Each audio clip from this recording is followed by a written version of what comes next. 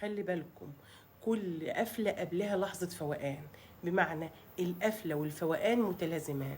لما يكون في طرف في حياتك بيحبك وبيقدرك وبيديك كتير ومتحملك وبيعديلك، ممكن يعديلك أذى، ممكن يعديلك إهمال، يعديلك تهاون في حقوقه وفي واجباته ومتطلباته. ساعات في ناس بتعدي الإهانة ويتحمل عشانك، تغلط وهو متحملك، تقوم انت تدوس قوي وهو برضه يتحملك.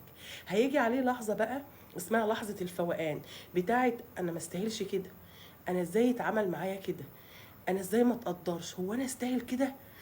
اللحظه دي لو انت ما لحقتوش هتخسره، لان على طول هيلازمها لحظه القفله، اللي هي انتهاء مده الصلاحيه، اللي هي بتاعت عفوا لقد نفذ رصيدكم. امال ايه؟